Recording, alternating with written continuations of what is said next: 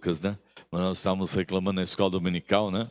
A classe dos nossos jovens, que hoje, você acredita, Lucas, que só tinha, aliás, não tinha ninguém.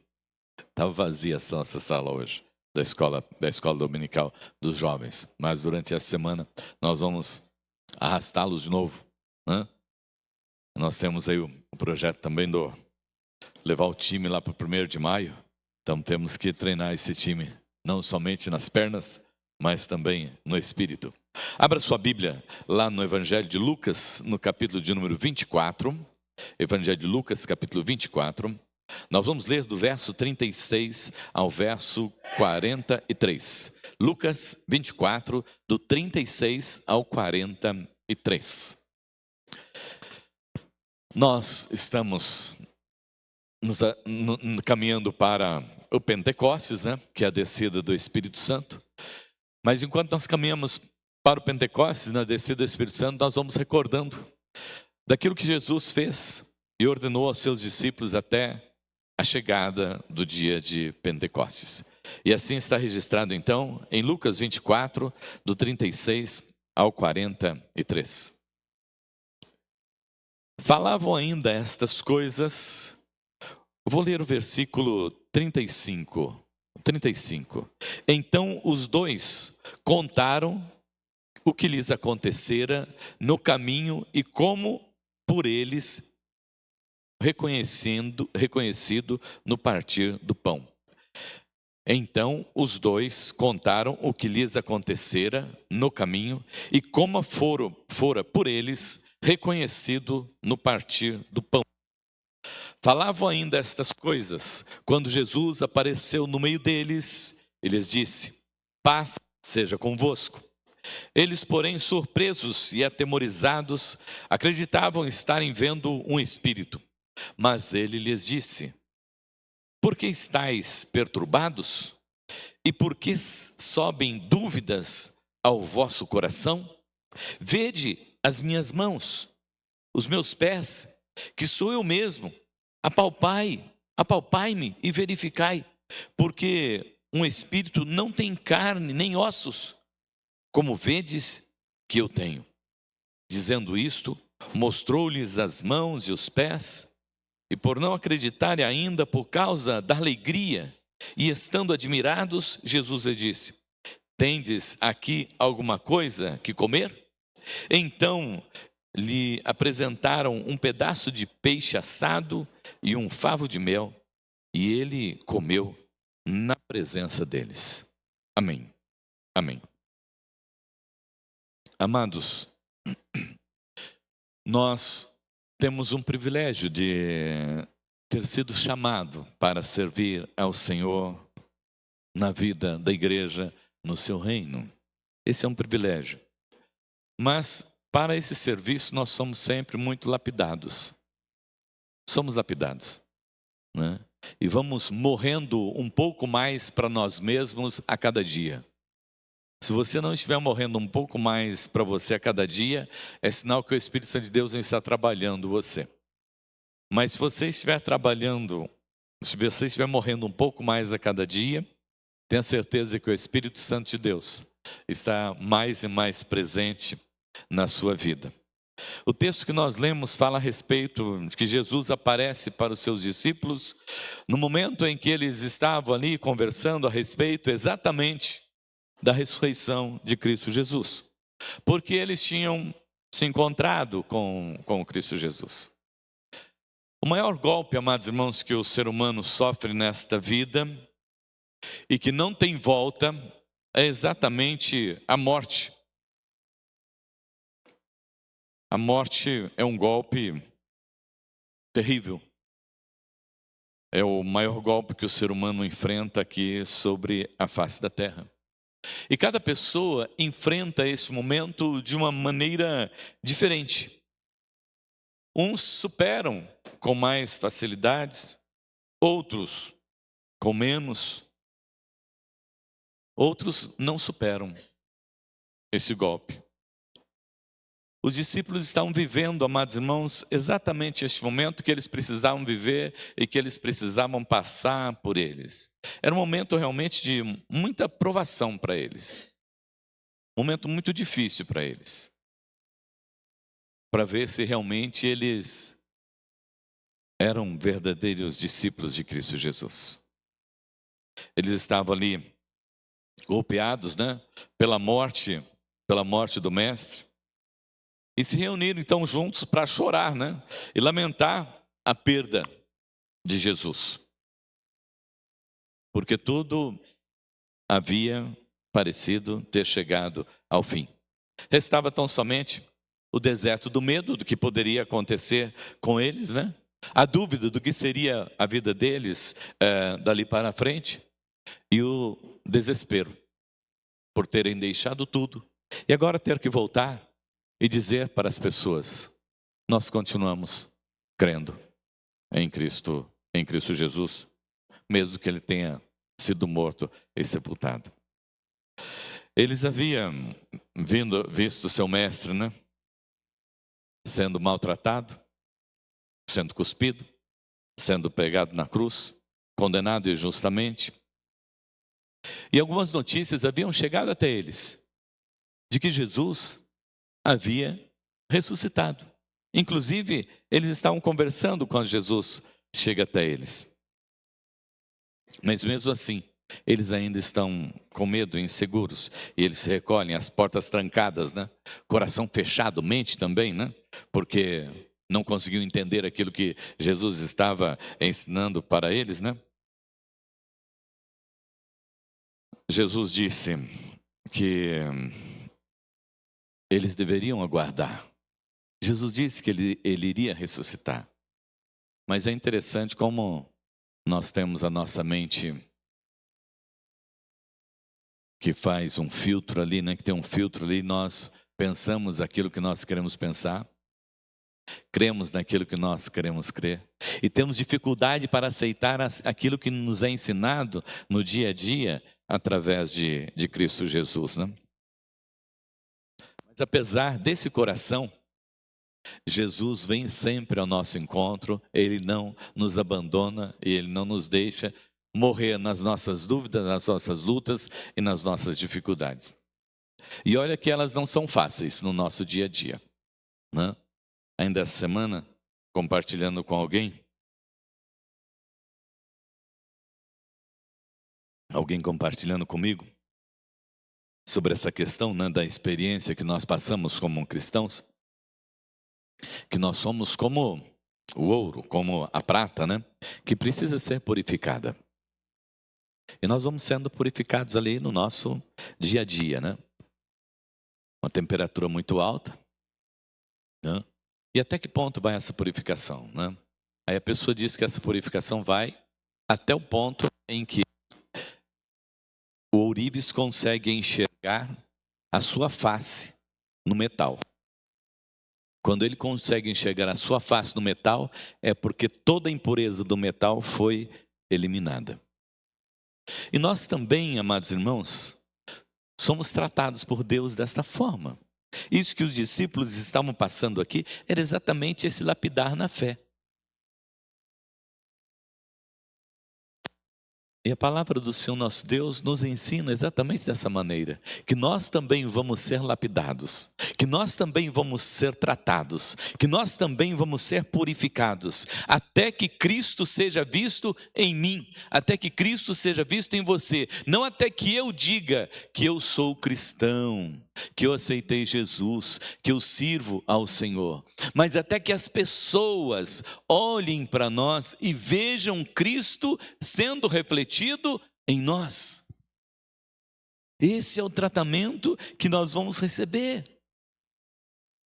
Nós vamos ser tratados e apertados até que Jesus olhe para nós e nós estejamos refletindo a imagem de Cristo Jesus, a imagem do Cristo ressurreto, que morreu lá no Calvário, que perdoou todos os nossos pecados, que nos salvou da morte, do pecado e do inferno.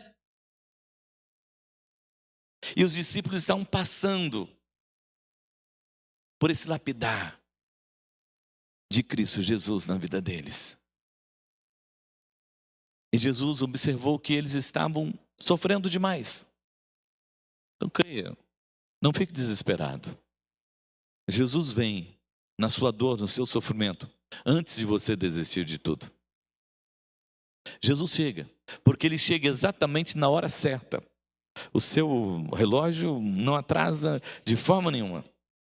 Eu gostaria de destacar aqui nesse texto, amados irmãos, 3 momentos da presença de Jesus que faz toda a diferença na nossa vida e que fez toda a diferença na vida dos discípulos. A primeira delas é que a presença de Jesus rompe com a barreira do medo. A presença de Jesus rompe com a barreira do medo. Jesus, eles estão fechados, trancados, imagine você, estão fechados, trancados num quartinho lá, e Jesus, sem pedir licença, sem bater na porta, aparece ali no meio deles. Porque assim como o peso do chicote, o peso da coroa, o peso da cruz, a própria cruz, o sepulcro, não pôde conter Jesus, aquelas paredes também não puderam ocultar o sofrimento dos discípulos de Jesus. Jesus sabia que eles estavam sofrendo e via onde eles estavam sofrendo e então vai ao encontro deles. Jesus atravessou as paredes do túmulo na sua ressurreição. Jesus atravessa as paredes da casa para ir até os discípulos. E Jesus tem que atravessar a parede da dureza do coração deles para conseguir mostrar a eles que ele ressuscitou. Tenha certeza que Jesus também atravessa a parede dura do seu coração para mostrar para você que ele é Deus, que ele é o Senhor, que ele é soberano sobre tudo e sobre todas as coisas. Que não cai uma folha da árvore, que os seus fios de cabelo da sua cabeça estão contados, porque ele é o Senhor. E ele adentra, amados irmãos, exatamente, rompendo com essas paredes da nossa vida, do nosso coração, para saudar-nos como ele saudou os discípulos aqui, que estavam lá desesperados, incomodados, inquietos, mesmo que ouvissem a respeito de que Jesus havia ressuscitado, eles não estavam em paz. Então Jesus chega e diz para eles: paz seja convosco. Mas não é a paz que eu mando a mensagem para o irmão, que eu cumprimento o irmão aqui, que Jesus estava falando, não. Jesus estava falando da paz lá de Isaías, capítulo 9, versículo 6, que Isaías diz que Jesus é o príncipe da paz. Jesus não oferece para eles essa paz aqui do mundo, essa tranquilidade, esse sossego aqui desta vida. Na teologia reformada, amados irmãos, essa paz é, meus queridos, meus amados, aquilo que separava vocês de Deus, não separa mais. Aquilo que colocava vocês distante de Deus, não coloca mais. Jesus está dizendo para eles que agora a morte, o pecado, o inferno estão derrotados. Ficaram presos ali, naquele túmulo. E a abundante graça de Deus nos visita sobre a face da terra para dizer: olha, hoje de manhã ainda o Ideraldo lembrou sobre o sacerdócio universal de todos os crentes. A partir de agora, nós temos acesso direto ao Pai. Nós conversamos direto com Deus. O pecado que nos separava, a existência dos sacerdotes para nos aproximarmos de Deus, não existe mais. Agora nós conversamos diretamente com o Pai por intermédio de Jesus Cristo, seu Filho amado. Ele estabeleceu a paz entre Deus e o homem.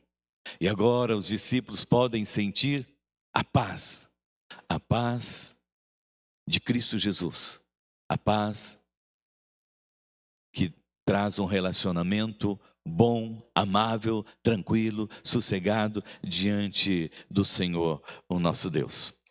Não é mais um sentimento passageiro, mas agora é um status. Você não é mais alguém que vem aqui no culto e participa de um culto. Não, agora você é alguém que adentra esse templo e adora ao Senhor nosso Deus.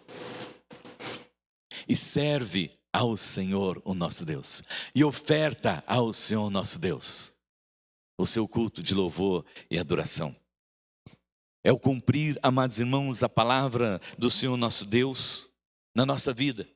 Quando diz, olha, eu sou o caminho, a verdade e a vida, ninguém vem ao Pai senão por mim, agora eu posso chegar ao Pai, agora eu chego até o Pai. Eu não preciso de ninguém para me intermediar, porque eu posso chegar diretamente ao Pai. Agora, a paz entre o Criador e a criatura. Jesus Cristo é o fiador, o nosso fiador, o meu fiador, o seu fiador, o garantidor da salvação e da vida eterna. Estamos indo para a casa celestial. Eu não sei o que você tem pensado e quais são os seus projetos, mas o principal projeto do cristão, do servo do Senhor nosso Deus, é que ele está indo para a casa do Pai. Porque Jesus estabeleceu a paz entre nós e o Pai. Nosso relacionamento, através da leitura da palavra, da oração, da adoração, somente a Ele todo louvor, toda honra e toda glória. Jesus está vivo, meu amado irmão, minha amada irmã. Jesus está vivo e Ele estabeleceu a paz entre Deus e o homem. Propague isso, pregue isto. É um outro status, é uma outra vida. Você está sob os cuidados de Deus. Em segundo lugar, amados irmãos, a presença de Jesus é a prova da ressurreição corporal. Pense a respeito disso. O corpo de Cristo, mas também o seu corpo. Porque Paulo diz que o seu corpo é templo do Espírito Santo. E nós, a palavra do Senhor nosso Deus nos ensina que um dia você vai ressuscitar. Você pode ser cremado, você pode ser jogado no mar, você pode ser sepultado 7 palmos. O que vai acontecer é que um dia seu corpo vai ressuscitar. Que um dia ele vai ser tirado de onde ele estiver. E Jesus queria deixar seus discípulos seguros sobre os seus ensinamentos, porque ele havia falado sobre a ressurreição.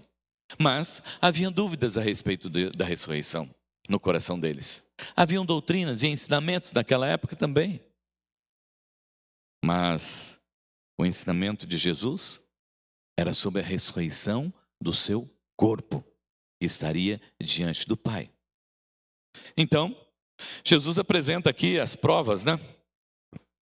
Ele adentra o lugar onde eles estão, e eles já entendem que o corpo dele não é um corpo qualquer.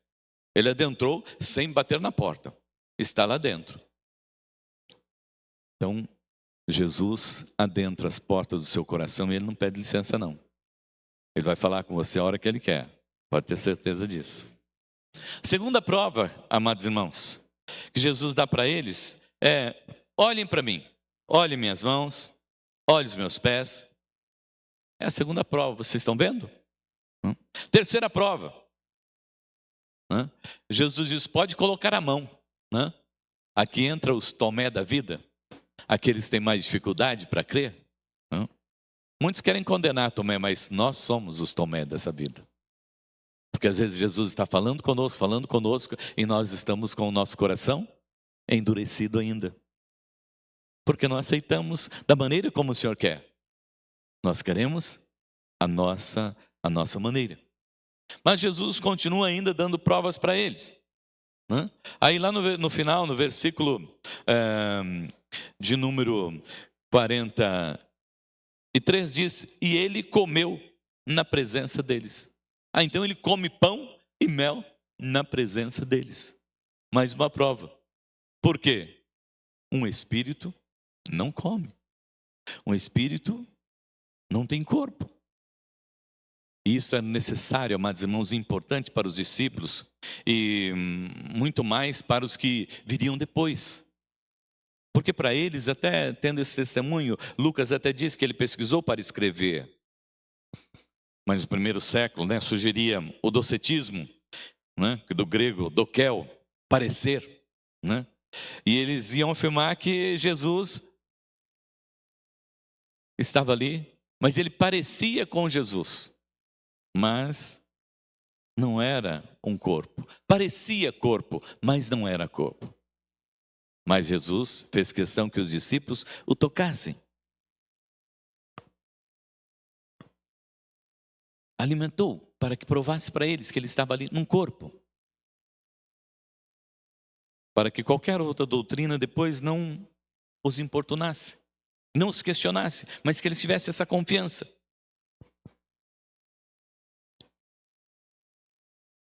Jesus mantém as cicatrizes. Vocês observaram? Agora, se você me perguntar, e na eternidade? Eu não sei como vai ser. Mas eu sei que as cicatrizes de Cristo Jesus são as provas de que Ele me amou, de que Ele te amou e de que Ele entregou a sua vida lá na cruz do Calvário. Isso, quem fala a respeito disso é Isaías 53:5.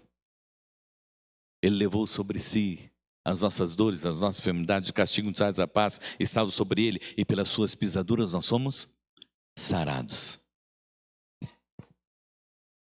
E aí nós precisamos entender que a nossa salvação não é só espiritual. Porque a Bíblia diz que Jesus ressuscitou e Ele é a primícia dos mortos. Então Ele ressuscitou primeiro. Nós um dia haveremos de ressuscitar também.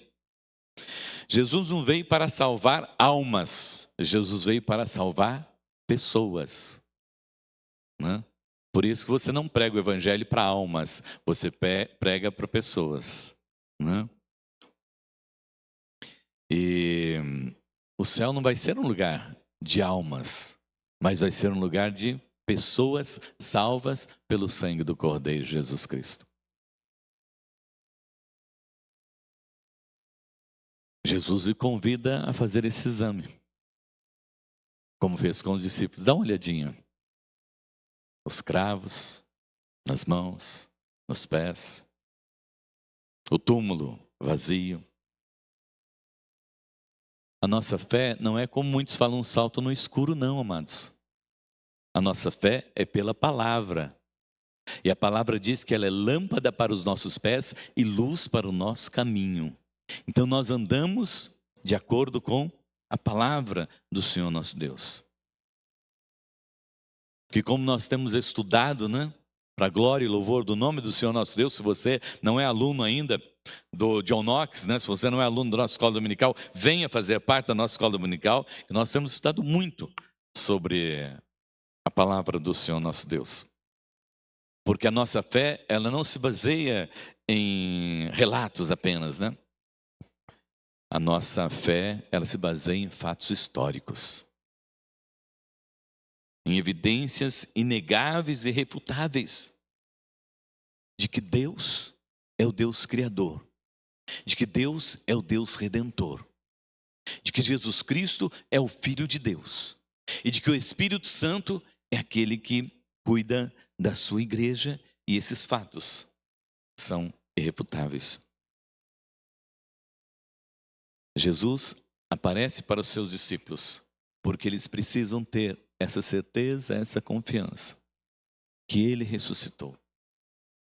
E pelos relatos, nós também precisamos testemunhar isso. E testemunhar a respeito também de nós, que nós somos templos do Espírito Santo de Deus. E que um dia vamos ressuscitar. E que enquanto estamos aqui sobre a face da terra, precisamos cuidar bem desse corpo, porque ele é templo do Espírito Santo de Deus. Você tem cuidado bem do templo do Espírito Santo de Deus? Jesus provou para os seus discípulos que o corpo era tão importante, que ele foi mostrar que ele estava ainda ali naquele corpo. O seu corpo é tão importante para Deus, que Paulo diz: vós sois templos do Espírito Santo de Deus. E quem tentar destruir o templo do Espírito Santo de sois vós, Deus o destruirá. Então toma cuidado, de repente é você mesmo que está lutando contra Deus. Não está cuidando bem desse templo do Espírito Santo. Que prova que prova a existência da ressurreição de Cristo Jesus na sua vida, por você crer e viver realmente de acordo com a vontade do Senhor e fazer a vontade do Senhor. Em terceiro e último lugar, amados irmãos, a presença de Jesus ressuscitado nos enche de alegria. Para os discípulos, poderíamos dizer assim, né? Ô Jesus, é bom demais para ser verdade. Nós nem estamos acreditando que isso aqui é uma verdade. E a Bíblia diz, amados irmãos, que eles ficaram, né, tão alegres, tão felizes. Eu não posso imaginar qual foi o comportamento deles aqui. E Lucas não registra muito a respeito deste momento, né? Mas diz que eles estavam tão alegres, eles passaram, né, do estado de perturbação para um estado de alegria, de êxtase tão grande, lá no versículo 41, e por não acreditarem eles, por causa da alegria, estando eles admirados, Jesus disse: tendes alguma coisa para comer? Eles estavam tão cheios de alegria, tão felizes, tão alegres, com a presença de Jesus, né? Com a demonstração de Jesus, com as provas que Jesus deu para eles. Eu não sei como é que eles estavam lá, né? Se eles estavam pulando de alegria, se eles estavam dando glória a Deus, o que eles estavam fazendo. Eu sei que o estado de alegria deles era assim, extremo. Não sei se você já teve um momento assim de alegria, em que você pulou, em que você saltou, em que você vibrou realmente, né? Que você demonstrou para todas as pessoas que você estava muito, muito, muito alegre, muito feliz. E a Bíblia diz que isso aqui atrapalhou até a compreensão deles a respeito de Jesus, que a alegria era tão grande, né? Porque, de repente, aquilo que era, né, a tristeza, a angústia, o desespero, agora eles olham e eles veem Jesus vivo. Para eles era uma coisa assim, às vezes pode imaginar, não, mas não era natural não, era algo assim, diferente para eles mesmo. Algo que eles não podiam crer que estava acontecendo, apesar de já terem anunciado, apesar de estar sabendo. Mas era uma alegria assim, extrema. Quem estava em lágrimas, desespero, né?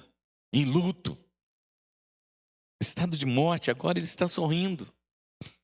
A notícia era tão gloriosa, que não estava, o cérebro não estava se comunicando direito com o coração, né? Com o corpo. Porque Lucas diz que a alegria era tanta, né?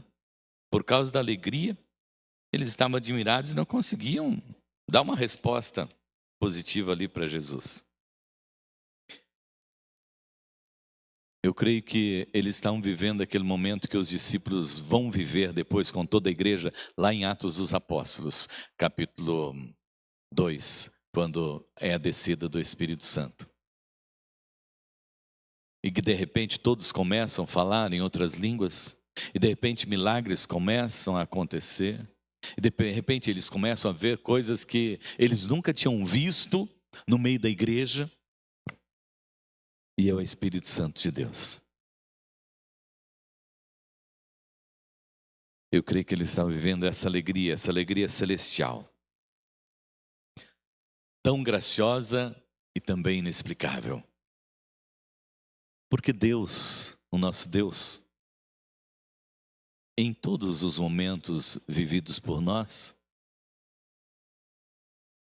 Ele é inexplicável. Nós não conseguimos explicar Deus e a sua forma de agir. Eles não queriam acreditar para não sofrer uma nova decepção, dizendo: ó, Jesus ressuscitou, mas não ressuscitou. Então existia aquela alegria também que os levava a celebrar. E essa alegria encheu o coração deles. A ressurreição, a presença de Cristo, enche o nosso coração de alegria. Por que motivo? Que a ressurreição enche o nosso coração de alegria, porque você sabe que a morte não tem mais domínio sobre a sua vida. Porque alguém chegar e dizer, olha, se você não renunciar à sua fé, eu vou lhe matar. Você vai responder, como diz a Bíblia, né? Eu não temo aquele que pode matar esse corpo. Então, não sei, me vem à mente agora, não sei se comentei com os irmãos, pastor Jorge tinha ido pregar lá de Londrina, tinha ido pregar num encontro de jovens, num acampamento. E ele estava voltando para casa e parou num ponto de ônibus e chegou um ladrão com um revólver, botou o revólver na cabeça dele e falou assim, dá o dinheiro que você tem. Ele falou assim, não, vou dar dinheiro nenhum não. Só tem aqui o passe, então dá o passe. Não, não vou dar o passe. Olhou no pulso dele, tinha um relógio. Então dá esse relógio. Ele falou, não vou dar esse relógio para você. Ele falou, rapaz, você não está olhando para mim não? Você não está me vendo não? Você não está observando que eu estou com um revólver aqui apontado para sua cabeça e que eu posso te matar? Ele falou assim, eu não temo aquele que pode matar a minha carne. Por aquele que poderia matar a minha alma. Jesus já matou lá no Calvário. Aí aquele rapaz falou, vai embora, seu crente. Não quero nada com você, vai embora, some da minha frente. Aí ele chegou e foi dormir. Aquele homem que estava assaltando foi dormir numa casa de passagem. Aí chegou lá na casa de passagem, reunido a turma, na hora de dormir, ele contando a história. Olha, hoje eu não sei o que me aconteceu, mas foi algo terrível. E eu não fiquei sem ação. E aconteceu isso, isso e isso. Um cara era assim, assim, assim, assim. E ele era pastor. Eu falei, não, fique tranquilo. Amanhã, pastor Jorge faz a devocional aqui na casa de passagem. Você vai conhecê-lo.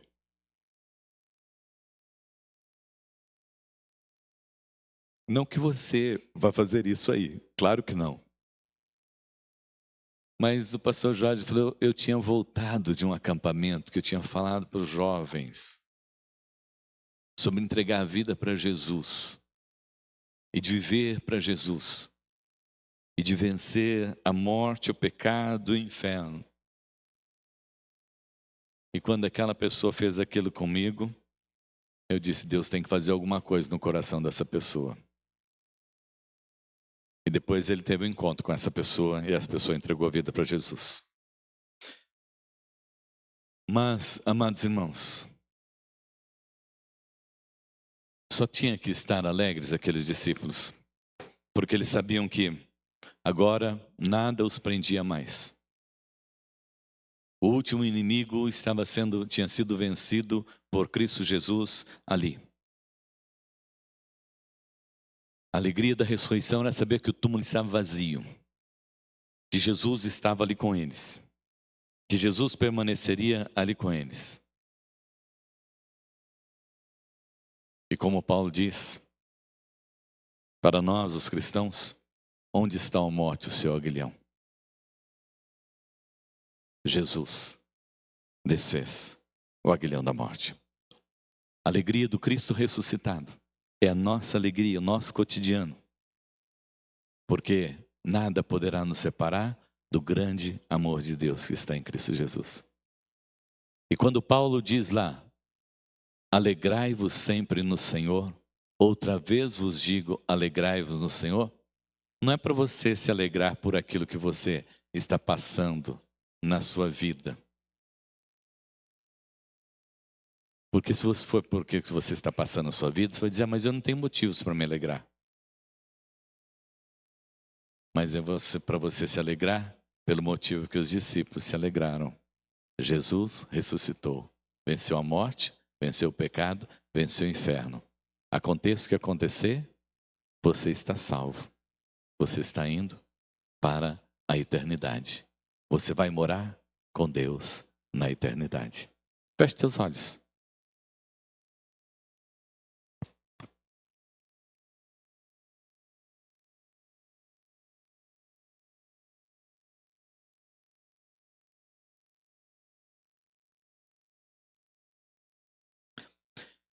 Você está aqui nesta noite e, independente de qualquer coisa, Jesus está aqui. E Ele rompeu todas as barreiras que Ele precisava romper nesta noite para Ele falar com você. Para dizer que você pode ficar em paz. Porque Ele cuidou de tudo. Quando Ele esteve lá na cruz do Calvário, Ele disse, Tetelestai, tudo está consumado. É verdade. Tudo está consumado. Passe você por lutas ou por dificuldades. Tenha você problemas que pareçam insolúveis aqui nesta terra. Seja enfermidade, seja problema de relacionamento. Seja o que for. Jesus disse, olha, paz seja convosco. Que você sinta paz, a paz de Cristo, que excede o entendimento e o coração. E você sinta paz. Porque Jesus está presente e Ele ressuscitou. Que você possa observar, se lembrar das marcas de Cristo Jesus, nas mãos, nos pés.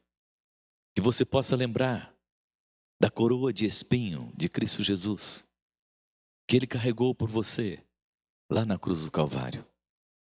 Que você possa se lembrar de Ele carrega essas marcas no seu corpo para testemunhar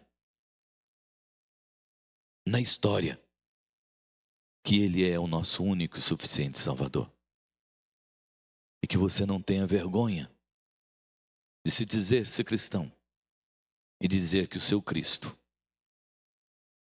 passou pelo que Ele passou por amor a você, para lhe alcançar com a sua graça, com a sua misericórdia, lhe dar salvação e vida eterna. E que a mensagem da ressurreição, que a mensagem do túmulo vazio, seja o motivo da sua alegria no seu dia a dia. Nada pode te fazer sorrir mais, nada pode te deixar mais feliz do que o saber que Cristo ressuscitou. E Ele está à direita do Deus Pai, intercedendo por nós. Que essa seja a razão da sua alegria no seu dia a dia, em nome de Jesus. Ó Deus, Pai Todo-Poderoso, Deus de graça, poder e misericórdia, nós louvamos, exaltamos e glorificamos o Teu nome, Senhor, por essa noite em que o Senhor nos concede, pela Tua palavra, Senhor, meu Deus, que fala aos nossos corações, pela Tua palavra, Senhor, meu Deus, que nos ensina, pela Tua palavra que nos exorta, e pela Tua palavra, Senhor, meu Deus, que é a lâmpada para os nossos pés e a luz para o nosso caminho. Estamos, Deus, agradecidos por aquilo que recebemos aqui nesta noite. Estamos aqui, ó Deus, alegres por aquilo que ouvimos nesta noite, Pai. E que, ó Deus, esta Tua palavra possa confirmar em nossos corações, em nossas vidas, nosso dia a dia, que o Senhor é o nosso Deus e que nada poderá nos separar do grande amor de Cristo Jesus. E que o túmulo vazio, que é a ressurreição de Cristo Jesus, é a nossa alegria, para o louvor da Sua glória e para a glória do Seu nome, em Cristo Jesus. Amém, amém, amém. Nós não oramos pela salva, nós